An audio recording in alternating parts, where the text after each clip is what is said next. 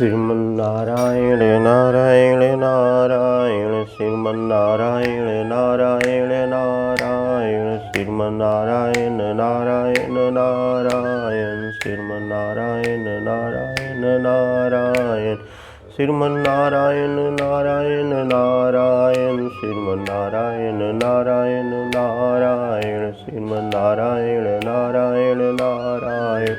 श्री कृष्णचंद्र महाराज की जय।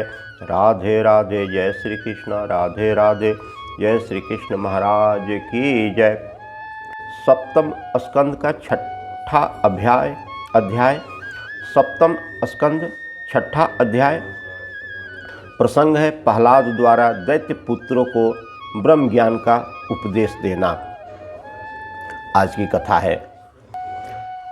प्रहलाद ने कहा कि हे भाइयों, बुद्धिमान को चाहिए कि वह बाल्यकाल से ही भगवान की भक्ति करे। मनुष्य हो या राक्षस, ईश्वर ही सबका नियंता है। सुख की इच्छा ही दुख है और सुख को या दुख ये दोनों आते जाते रहते हैं। तब सुख के लिए यत्न क्या है? यत्न तो भगवान के चरणों में उनकी भक्ति के लिए करना चाहिए कि जिसका मिलन दुष्कर है। शरीर के स्वस्थ रहते मोक्ष का यत्न कर लेना ही आवश्यक है, क्योंकि मनुष्य की कुल आयु 100 वर्ष की होती है। इतने समय में इंद्रियों पर पूरा अधिकार प्राप्त हो जाना चाहिए। आहार विहार विषयों के चिंतन में पड़ कर के जीव व्यर्थ ही खो देना मूर्खता है। इससे आयु घटती है और जीवन नष्ट हो जाता है। अज्ञान की दशा में रहकर के जीवन व्यतीत करना पाप है। 25 वर्ष का बाल्यकाल, इतना ही बुढ़ापा 50 वर्ष ले लेता है। शेष 50 वर्ष की युवावस्था में घर के कामकाज और इच्छाओं की पूर्ति में जाता है, लेकिन भोगों का रोग लगा ही रहता है। मोह का फांस कभी छोड़ता नहीं है, इसलिए कभी पूरी नहीं होती। जिन धन की लिप्सा में पड़ा हुआ प्राणी कभी वास्तविक सुख को नहीं प्राप्त कर सकता, उस धन को चोर लूट लेते हैं। कभी भाई बांट लेता है और कभी नीच आदि नोच खसोट लेते हैं। तब वह मन ही मन चिंताओं में डूबा हुआ महान क्रोध की अग्नि में जलता रहता है। लेकिन इतना सब कुछ होने पर भी वह कभी बालकों की तोतली बोली पर मुग्ध होकर के सब कुछ भूल जाता है। कभी स्त्री के प्रेम में अनुरक्त होकर के काम क्रोध की अग्नि में जलता है। कभी जीविकाओं के चक्कर में पड़ता रहता है। कभी यह अधिक को संतुष्ट करने में लगा हुआ विषय भोगों से लुब्ध होकर के संतुष्ट नहीं होता। मोह का अमित पास हर समय बांधे रहता है। जैसे रेशम का कीड़ा रेशम को बना करके स्वयं उसमें फंस जाता है, वैसे ही यह जीव अपने आप ही बंधन में फंस रहा है। मुक्ति तो उसे तब प्राप्त हो जब वह विषयों से वैराग करे।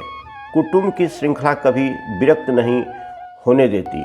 इसलिए हे दैत्यो, तुम सब इसी लड़कपन में ही विषयों के त्याग का अभ्यास बढ़ाकर दैत्य कर्मों से मुख मोड़ करके भगवान की शरण में आ जाओ। भगवान विष्णु को खुश करने में कोई बड़ा परिश्रम नहीं करना पड़ता, क्योंकि वे अंतर्यामी और सर्वव्यापक है। हे मेरे सहपाठी बालकों, तुम लोग असुरता त्याग सब प्राणियों पर दया करो और सबका हित चाहो, जिससे भगवान विष्णु खुश होते हैं। दया और परोपकार से बढ़कर कोई अन्य शुभ कर्म नहीं है। साथ ही हम जो भी सत्य कर्म करें उन्हें भगवान पर अर्पण कर दे तो इससे भी बढ़कर और कोई कर्म नहीं है। यही परम ज्ञान नारद जी ने मुझसे कहा था। हे राजन युधिष्ठिर, जब प्रहलाद जी ने नारद जी का नाम लिया तब दैत्यों के बालकों ने कहा कि हे प्रहलाद, अब तक तो हम शुक्राचार्य की गुरु समझते थे, ये नारद व्यर्थी में कहाँ से आ गए? हम लोग तो सर्वदा से ही तुम्हारे साथ हैं। तुमसे नारद जी से कब भेंट हो गई? इसमें तो तुम्हारी असत्यता ही प्रकट होती है। यदि सत्य हो तो इसका कुछ प्रमाण दो। प्रहलाद ने कहा कि अवश्य, मैं प्रमाण देता हूँ, सुनो। 7वां अध्याय। प्रहलाद जी का माता के गर्भ में नारद जी से मिले ज्ञान को दैत्य पुत्रों से कहना। प्रहलाद जी बोले कि हे मित्रों, जब मेरा जन्म नहीं हुआ था और तुम सब भी जन्म नहीं लिए थे, तब मेरे पिता मंदराचल पर्वत पर तपस्या करने के गए और यहाँ रह करके उन्होंने बहुत दिन तक घोर तपस्या की। यह बात तो तुम लोगों ने भी सुनी होगी। उस समय जब दैत्यराज के अभाव में देवराज इंद्र ने हमारे पिता के नगर और राज्य पर आक्रमण कर दिया तो समस्त दैत्य वंश का एक प्रकार से सर्वनाश हो गया था। इंद्र ने मेरे पिता के भवन को लूट खसोट कर मेरी माता को पकड़ करके बांध लिया और साथ लेकर के अमरावती को प्रस्थान किया। दैत्यों में कोई ऐसा नहीं था जो इंद्र के आक्रमण को रोकता। तब इंद्रपुरी को जाते हुए सहसा मार्ग में महात्मा नारद जी से इंद्र की भेंट हो गई। नारद जी ने इंद्र की यात्रा का कुशल क्षेम पूछ करके सब वृत्तांत सुना और मेरी माता को एक बंदनी के रूप में देख इंद्र से कहा कि हे देवराज, और सब तो आपने जो भी कुछ किया ठीक है, किंतु इस स्त्री को बांध करके कहाँ ले जाते हैं? एक तो यह स्त्री है, दूसरे पति अनुरक्त, यह गर्भिणी भी है। ऐसी दशा में इसको बांध करके ले जाना आपको शोभा नहीं देता। मेरे विचार से इसे आप शीघ्र ही मुक्त करें। इंद्र ने कहा कि इससे उत्पन्न संतान जब मुझसे शत्रुता करेगी तब क्या होगा? नारद जी ने विचार करके इंद्र को आश्वासन दिया कि आप इसकी चिंता न करें। मैं जानता हूं कि इसके गर्भ में एक परम साधु और इस परायण पुत्र उत्पन्न होगा, और यदि आपको इस पर विश्वास न हो तो आप छोड़िए, मैं अभी से इसको अपने आश्रम में ले जाऊंगा, रखूंगा और सब प्रकार से आपकी हित कामना का उद्योग करूंगा। हे बालकों, नारद जी के ऐसे आश्वासन पर इंद्र ने मेरी माता का बंधन मुक्त कर उनके हवाले कर दिया। इंद्र से दूर मेरी माता वहीं बैठ गई जहां इंद्र आदि देवताओं का समूह उन्हें घेरे खड़ा था। तब उन सबके बीच में बैठी हुई मेरी माता की नारद जी ने कई प्रदक्षिणा की और पुनः उन्हें अपने साथ ले अपने आश्रम में चले गए। आश्रम में पहुंच करके नारद जी ने मेरी माता को सुखपूर्वक रहने के लिए सब प्रकार का प्रबंध कर दिया और वह वहाँ रहने लगी। मेरी माता भी यही चाहती थी कि किसी प्रकार मेरा गर्भस्थ बालक पूर्ण समय पाकर के कुशल से उत्पन्न हो जाए, फिर आगे जैसा होगा किया जाएगा। इस विचार को लेकर वे बड़ी भक्ति से महर्षि की बड़ी सेवा किया। तब इनकी सात्विक प्रकृति को देख करके नारद जी खुश होकर के मेरी माता को धर्म के सब निर्दोष तत्वों को बतला करके भव्य ज्ञान के उपदेश दिए। उन उपदेशों को मिले आज बहुत दिन हो गए हैं और हो सकता है कि स्त्री स्वभाव के कारण मेरी माता को उसका स्मरण भी न हो, किंतु उस समर्थशाली ऋषि ने तो उस ज्ञान को विशेषकर मेरे ही लिए ही कहा था, जिससे मुझे वह पूरा स्मरण है। यदि मेरे इस कथन का विश्वास होगा तो तुम लोग भी उस ज्ञान को प्राप्त कर लोगे। तुम यह न समझो कि हम बालक हैं, हमें ज्ञान कैसे प्राप्त हो गया, यह बात नहीं है। ज्ञान का प्राप्त होना किसी अवस्था पर निर्भर नहीं है। जिसका कर्म जितना पवित्र होता है वह उसके अनुसार ज्ञान लाभ करता है। इसी प्रकार से ज्ञान की अनेक बातें नारद जी ने मेरी माता को कही और यह भी कहा कि हे वत्स, जब तक तुम्हारा पति आए तब तक तुम यहाँ रहो। माता जी ने कहा स्वीकार है। वे ऋषि के आश्रम में रहने लगी। हे दैत्यों, इस प्रकार से नारद जी मेरे गुरु हुए। हे सखाओं, देवता, दैत्य, मनुष्य, पंछी और गंधर्व कोई क्यों न हो, यदि वह भगवान विष्णु के चरणों को भजता है तो वह हमारे ही समान कल्याण का भागी होता है। भगवान की भक्ति के लिए जाति पाति का कोई भेद नहीं है। भगवान तो केवल एकमात्र भक्ति से ही प्रसन्न होते हैं। वेद रहित भक्ति उनको बहुत प्रसन्न करती है। ऐसी भक्ति से वे जितना प्रसन्न होते हैं उतना दान, तप, यज्ञ, शौच और व्रत आदि किसी भी क्रिया से प्रसन्न नहीं होते। हे दानवों, तुम सब उन्हीं भगवान विष्णु की भक्ति करो। भक्ति से बढ़कर के दूसरा कुछ नहीं है।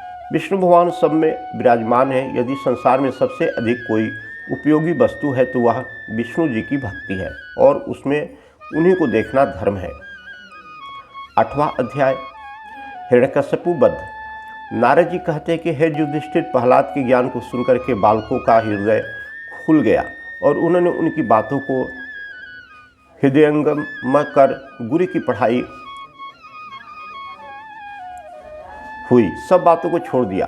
तब से सब बालक विष्णु जी के भक्त हो गए और प्रहलाद जी को कहते वहीं वे सब कहते हैं। जब यह बात शुक्राचार्य के पुत्र को ज्ञात हुई तो उसने जाकर के हिरण्यकशिपु से सारा वृत्तांत कह सुनाया। उसे सुनकर वह महान क्रोधित हो गया और शीघ्र ही प्रहलाद को बुलाने की आज्ञा दी। प्रहलाद बुलाकर आए। हिरण्यकशिपु उनकी ओर पापपूर्ण टेढ़ी भौहें करके बोला, हे दुष्ट मंदबुद्धि प्रहलाद, क्या तुझे इतना अभिमान हो गया है कि तू मेरी आज्ञा को नहीं मानता? अच्छा तू देख, मैं तुझे आज ही यमराज के घर भेज देता हूँ। हे युधिष्ठिर, जब दैत्यराज इस प्रकार तड़प करके बालक प्रहलाद से कहने लगा, तब उन्होंने कहा, हे राजन, मुझे एक परमात्मा को छोड़ अन्य किसी पर बल नहीं है। इस त्रिलोकी को रचने वाला जो ईश्वर है, मैं उसी आदि पुरुष परमात्मा का भरोसा और बल मानता हूँ। आप मेरे साथ ऐसी असुरता क्यों प्रकट करते हैं? आप अपने मन को स्थिर कर समदर्शी हो जाइए, तो न आपका कोई शत्रु है न मित्र है। यह सब व्यर्थ ही माया का प्रसार है। हे राजन, यह सुनकर के हिरण्यकशिपु क्रोध में आ गया और उसने बड़े जोर से प्रहलाद को डांट करके कहा कि चुप रह दुष्ट, मैं तेरी बकवाद नहीं सुनना चाहता, क्योंकि अब तू निशंक और निर्भय हो गया है। जो मरने पर होते हैं वे ऐसे ही बढ़ बढ़ करके बातें करते हैं। मैं अब तुझे मारे बिना नहीं छोड़ूंगा। बोल, तू किसके बल से ऐसी असंबद्ध बातें करता है? रे अभागे, मुझसे बढ़कर दूसरा कौन है जिसे तू जगदीश्वर जानता है, मानता है? बतला, वह कहाँ रहता है? यदि तू कहता है कि वह सर्वत्र है, सर्वव्यापी है, तो बतला, इस खंभे में क्यों नहीं दिखाई पड़ता? यदि इसमें से वह मेरा ईश्वर नहीं निकलता है, तो मैं अभी तेरे सिर को काट डालूंगा। फिर देखूंगा कि तेरा ईश्वर विष्णु तुझे कैसे बचाता है। ऐसा कहकर के हिरण्यकशिपु ने इस खंभे पर जोर से एक लात मारी। फिर तो उसमें से एक बड़ा गंभीर और भयानक शब्द उत्पन्न हुआ, जिसकी ध्वनि से आकाश मंडल व्याप्त हो गया। वहाँ जितने दैत्य बैठे थे मूर्छित होकर के गिर पड़े। देवलोक में ब्रह्मा जी का सिंहासन डोल गया। लोग त्राहि त्राहि करने लगे। हिरण्यकशिपु इधर उधर देखने लगा, पर उसे कोई दिखाई नहीं पड़ा। वह फिर प्रहलाद को डांटने लगा, किंतु प्रहलाद पुनः पुनः विष्णु जी का जसोगान करते रहे। हिरण्यकशिपु तलवार उठा उन्हें मारने दौड़ा। इतने में ही खंभे को फाड़ नरसिंह भगवान प्रकट हो गए और उन्होंने कड़ा करके कहा, हे राक्षस,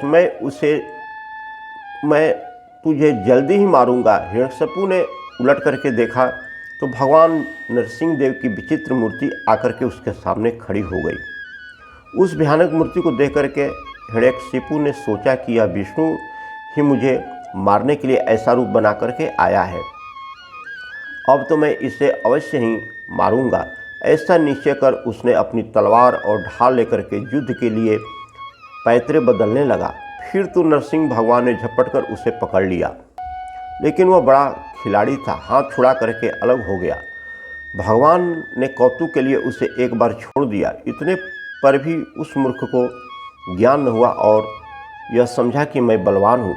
उसने तत्क्षण नरसिंह जी पर अपनी गदा का प्रहार किया। वह गदा नरसिंह जी पर आ लगी। अब नरसिंह जी ने उसे जो झपट कर पकड़ा तो लाख छटपटाने और छुड़ाने के लिए व्याकुल होकर भी वह उनके हाथ से न छूटा। फिर तो उसे पकड़े हुए भगवान कूद करके उसके सिंहासन पर जा बैठे और उसे अपनी जंघाओं पर गिरा करके अपने तीक्ष्ण नखों से ऐसे ही फाड़ डाला जैसे गरुड़ महाविस्तर सर्प को फाड़ डालते हैं।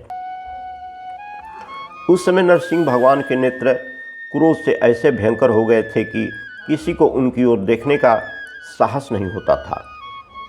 वे मुख को फैलाए हुए ओठों को अपनी जीभ से चाट रहे थे। उनके मुख से रुधिर की बूंदें टपक रही थी।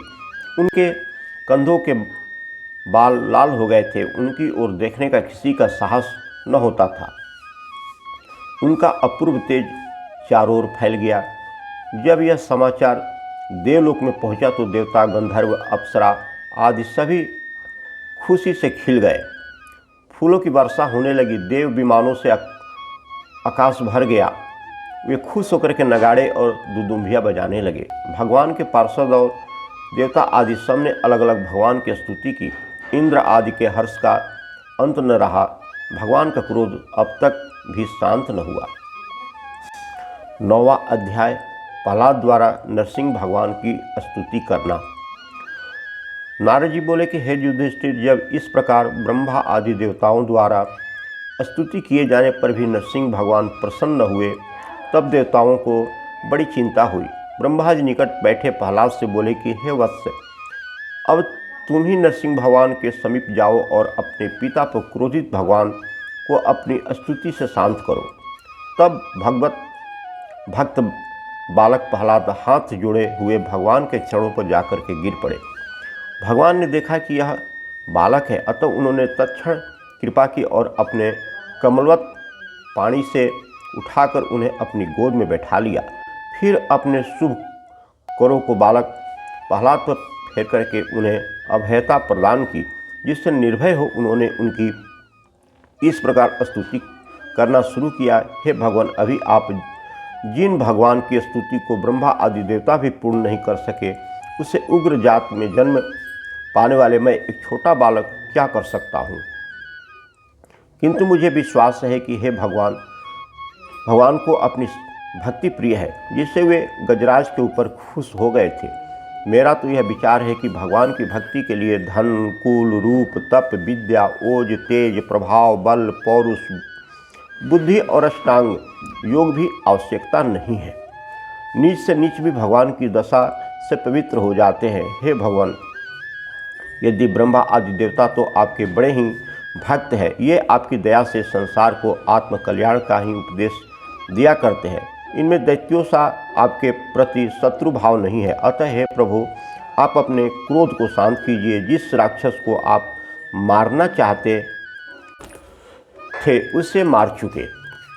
अच्छा किया जो आपने साधुजनों के पीड़क इस राक्षस को मारा है। इससे देवताओं सहित हम लोग बड़े ही आनंद हो पाए हैं।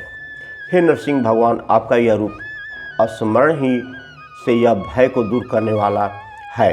हे अजित, आपका ऐसा मुख, ऐसी जिहा, सूर्य के समान नेत्र, भ्रिकुटी और उग्र दाढ़ों युक्त अधरोष्ट ऐसा है कि जिसे देख करके बड़ा भय लगता है।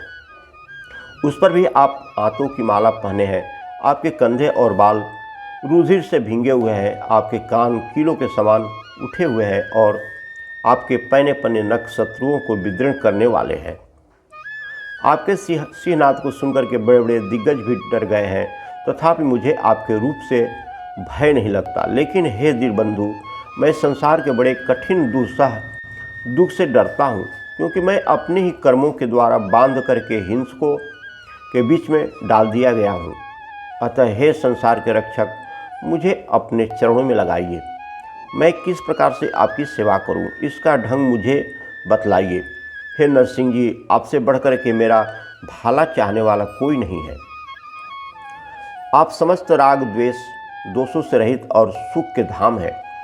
जब तक आप जिसकी रक्षा नहीं करते, माता पिता किसी की कहाँ तक रक्षा करेंगे। नारद जी कहते हैं कि जब भक्त प्रहलाद ने इस प्रकार से उपमा युक्त नरसिंह भगवान की स्तुति की तो वह क्रोध रहित हो खुश होकर के बोले, हे प्रहलाद, हे भद्र, हे असुरोत्तम, तुम्हारा कल्याण हो। मैं तुझसे खुश हूँ। तुम्हारी जो इच्छा हो वर मांगो। मैं मनुष्यों की इच्छाओं को पूर्ण करने वाला हूँ। हे आयुष्मान, जो मुझे प्रसन्न नहीं करता उसे मैं दर्शन नहीं देता, और जिसे एक बार भी मेरा दर्शन हो जाता है वह फिर संसार के कलेशों में नहीं पड़ता। हे प्रहलाद, मैं तुम्हारी भक्ति से खुश हूँ। तुम्हारी जो इच्छा हो मुझसे वर मांगो। नारद जी कहते हैं कि इस प्रकार से नरसिंह भगवान ने भक्त प्रहलाद को वर के लिए बहुत कुछ लुभाया, परंतु वे तो विष्णु जी के अनन्य भक्त थे, इससे उन्होंने वर को नहीं चाहा। 10वां अध्याय, प्रहलाद का राज्याभिषेक और त्रिपुरासुर का वध।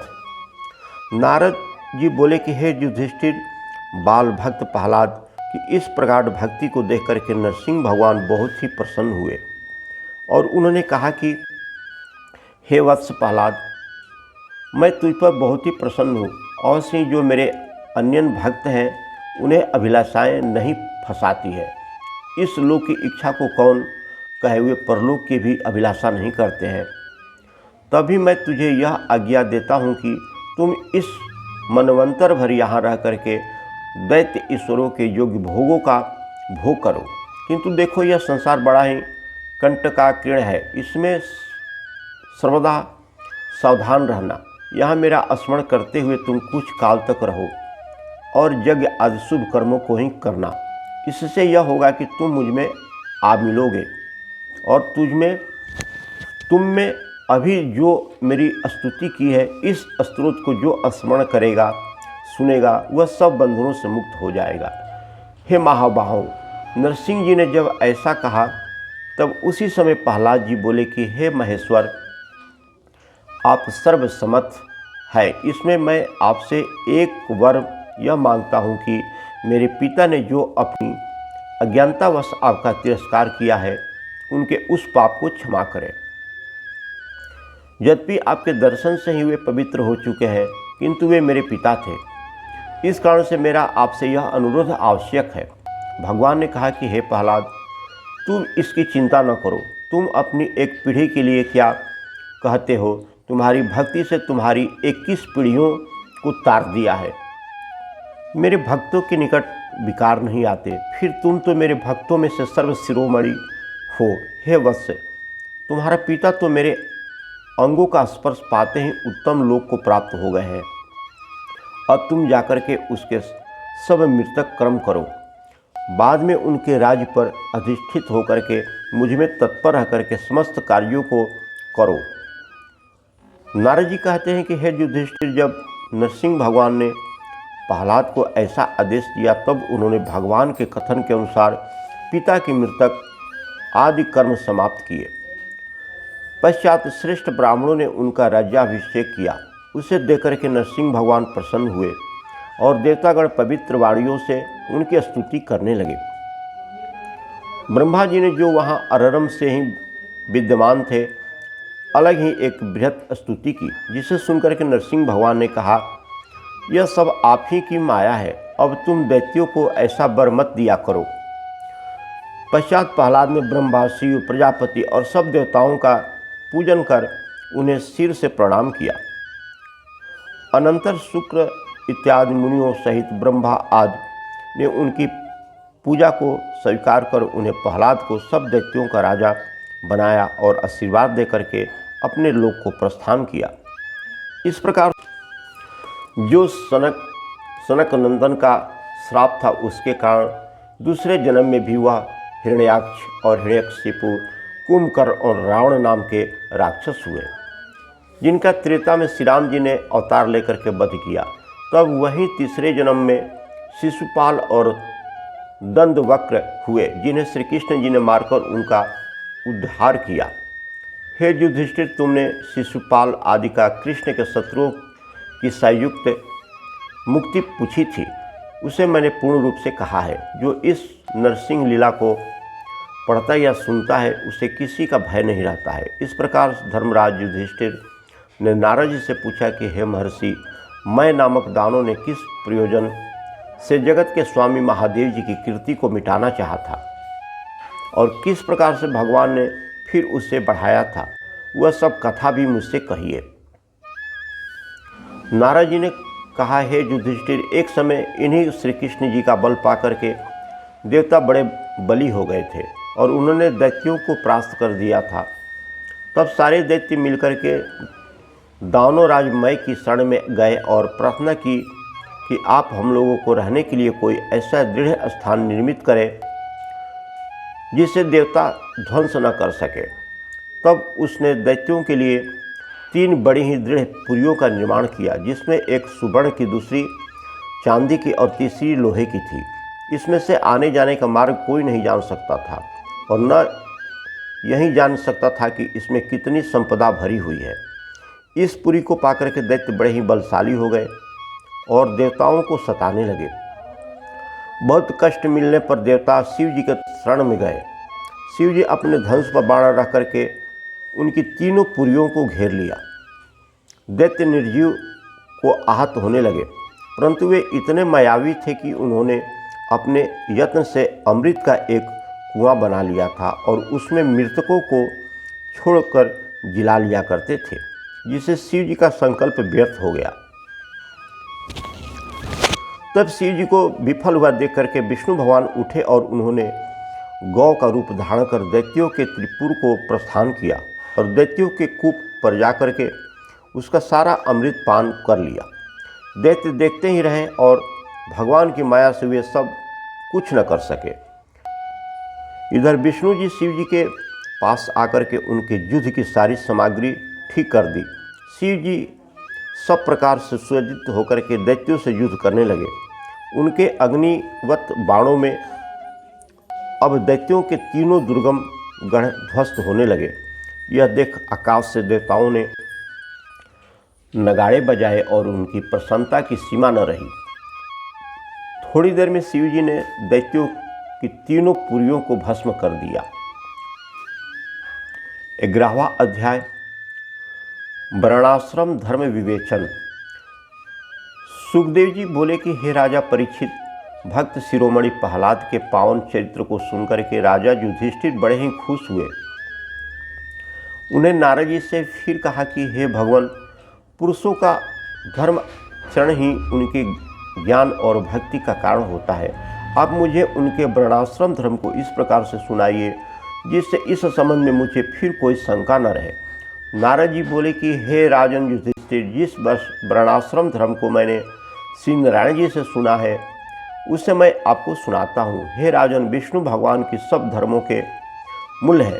उन्होंने मुझे बतलाया था कि धर्म के 29 लक्षण हैं तथा सत्य, दया, तप, शौच, योग्या योग, विचार, चित्त का वशीकरण, इंद्रिय दमन, अहिंसा, ब्रह्मचर्य, दान, वेद पढ़ना, सरलता, संतोष, समदर्शिता, प्रवृत्ति से विरक्ति, मनुष्य के व्यर्थ चेष्टाओं का निरीक्षण, मौन, भावना अनुसंधान, प्राणियों के लिए यथा योग्य अन्न आदि का देना, सबको अपना ही स्वरूप या देवता मानना, महात्माओं से अच्छे आचरण करते हुए कृष्ण भगवान की अमृत रूप कथाओं को सुनना, कहना, उनका स्मरण, सेवन, पूजन, प्रणाम, दास भाव, मित्र भाव और समर्पण, यही धर्म के मुख्य अंग है। इस धर्म के पालन से अंतर्यामी भगवान बहुत ही प्रसन्न रहते हैं। ब्राह्मण, क्षत्रिय और वैश्य, इन तीनों वर्णों के सब संस्कार बिना त्रुटि के किए जा चुके हैं। जो वह द्विज है, यज्ञ करना, यज्ञ कराना, वेद पढ़ना, पढ़ाना, दान देना, दान लेना, यह ब्राह्मण का धर्म है। इससे दान लेने के कर्म को छोड़कर के शेष 5 कर्मों को क्षत्रिय भी कर सकते हैं, किंतु उनके लिए प्रजापालन मुख्य है। खेती और व्यापार वैश्य का कर्म है। वैश्य को चाहिए कि वह सदैव ब्राह्मण का अनुयायी बना रहे तथा शूद्र उपयुक्त तीनों वर्णों की सेवा करे और उनसे ही अपनी जीविका चलाए। आपत्ति के समय में ब्राह्मण बिना मांगे दान लेकर के केवल धन्य ही की इच्छा करके और खेती से अन्न बीन करके अपनी जीविका चलाए, परंतु बिना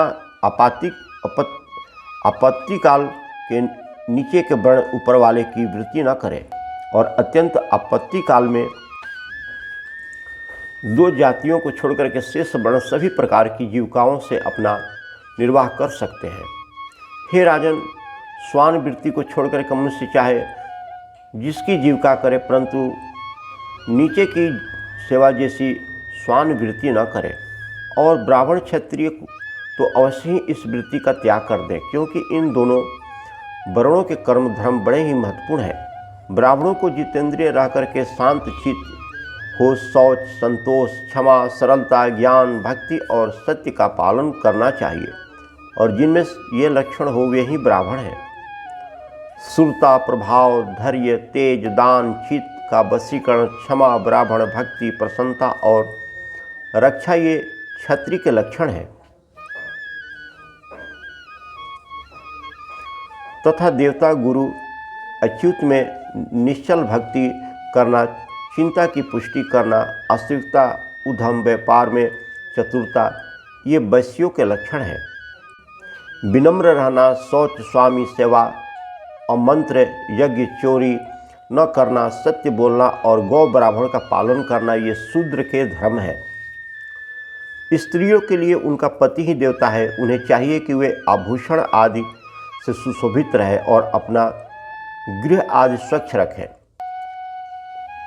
पति की सेवा, कुटुंबियों से अच्छा व्यवहार और पतिव्रत के नियमों का पालन करना और इस प्रकार से सदैव अपने गृह में स्थित रह उसके सभी कार्यों को पवित्रता और नम्रता सहित करना योग्य है। इस प्रकार अपने पति को विष्णु रूप मान करके जो स्त्री भक्तिपूर्वक उसकी सेवा करती है वह साक्षात लक्ष्मी है। वह वैकुंठ में विश्व रूपधारी अपने पति को पाती है। हे पांडव, इन चारों वर्णों के अतिरिक्त एक वर्ण संकर जाति और भी है। व्यभिचार से उत्पन्न संतान वर्ण संकर कहलाती है। उसे भी अपनी कुल परंपरा जीविका का आश्रय लेना चाहिए। हे राजन, वेद यज्ञों का बतलाया हुआ यह धर्म प्रत्येक युग में लौकिक और परलौकिक मंगलकारी है। स्वाभाविक जीविका से क्रमशः मनुष्य का वैराग द्वारा निर्गुण ज्ञान की प्राप्ति हो जाती है। 12वां अध्याय ब्रह्मचर्य और वानप्रस्थ धर्म विवेचन। नारद जी कहते हैं कि हे युधिष्ठिर, अब मैं तुम्हें ब्रह्मचारियों और वानप्रस्थियों के धर्म बतलाता हूँ। ब्रह्मचारी को जितेंद्र रह करके गुरु के गृह में वास करना चाहिए। नित्य सायं प्रातः गुरु, अग्नि, सूर्य और श्रेष्ठ देवताओं की उपासना करना चाहिए। ब्रह्मचारी प्रातः सायं गायत्री मंत्र का जप करें और मेखला, मृग, चरण, वस्त्र, जटा, दंड, कमंडूल, जगो पवित्र और हाथ में कुशा रखें। नियमित भिक्षा और जो गुरु दे या गुरु उपवास करने को कहे तो वह वैसा ही रहे। साथ ही शिथिलता, अल्पाहारी, निरालसी, विश्वासी, जितेंद्रिय और अन्याय स्त्री पुरुषों के साथ 100 अल्प असक्तानुसार ही व्यवहार करे। और उचित तो यह है कि ब्रह्मचारी जब तक गृहस्थ में न आ जाए कभी स्त्रियों से बातचीत न करे। एकांत में अपनी कन्या के साथ भी न रहे, प्रयोजन मात्र ही बातचीत करे। ब्रह्मचर्य भी अवधि भर गुरुकुल में रह वेदों को पढ़े और उन्हें अंग उपांगों सहित समझे। इतने दिन में उसे तीनों वेद पढ़ लेना चाहिए और जब पढ़ ले तो गुरु को जो दक्षिणा वह मांगे दे करके अपने इष्ट आश्रम में आ जाए। ऐसे ही शीतलता आदि सब धर्म गृहस्थ सन्यासी के लिए भी उचित है। वानप्रस्थियों का नियम भिन्न है। वानप्रस्थियों को जोत करके उपजाया हुआ अन्न न खाना चाहिए और बिना जोते हुए में भी उपजी हुई उस वस्तु को न खाना चाहिए जो अग्नि से पका हो और कच्चा हो। सूर्य द्वारा ही पके हुए फल को खाएं, होम करें। नवीन अन्न इत्यादि के प्राप्त हो जाने पर पुराना त्याग दें। झोपड़ी या कंदरा में रहे, प्रकृति के आतपवाद को सहे, जटा रखें, कमंडूल, मृगचर्म, दंड, वलकल्प और अग्निहोत्र की सामग्री अपने हाथे में रखें। 1, 2, 4, 8 या 12 वर्ष तक वह वन का वास करें। इससे अधिक दिन रहने का इसलिए निषेध है कि बुद्धि के भ्रष्ट हो जाने की शंका है, और यदि बुद्धि भ्रष्ट हो गई तो अन्य आश्रम कैसे सेवेंगे। रोग ग्रसित होने पर अनशन आदि करें। मैं और मेरा का भाव न रखे और यह समझे कि वह मेरी देह पृथ्वी है, इसमें जो छिद्र हुए सब आकाश आदि से उत्पन्न है, तथा हाथ, पैर, गुद्दा और वाक्य सब उनके देवताओं के अधीन अपने अपने कार्य में तत्पर है। जिनका मन है इसी प्रकार के विधि निषेध का ध्यान रख करके सबको अपना आचरण करना चाहिए। आज की कथा समाप्त हुई। कल कथा होगी 13वां अध्याय। कल 13वां अध्याय है नारद जी द्वारा परमहंस धर्म। श्रीमन्नारायण नारायण नारायण, श्रीमन्नारायण नारायण नारायण, श्रीमन्नारायण नारायण नारायण, श्रीमन्नारायण नारायण नारायण, श्रीमन्नारायण नारायण नारायण, श्रीमन्नारायण नारायण नारायण, श्रीमन्नारायण नारायण नारायण, श्रीमन्नारायण नारायण नारायण। राधे राधे राधे राधे राधे राधे। श्री कृष्ण चंद्र महाराज की जय।